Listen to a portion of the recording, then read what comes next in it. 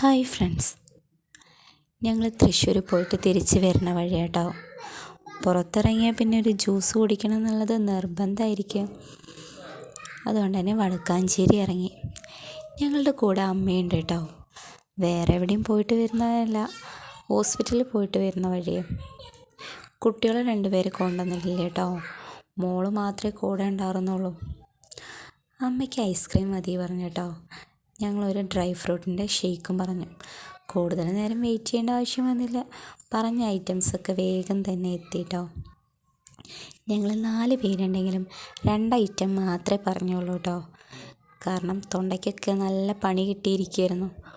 ഒക്കെ ഒന്ന് ശരിയായി വരുന്നതേ ഉള്ളൂ. രണ്ടും നല്ല ടേസ്റ്റ് ആയിരുന്നു കേട്ടോ.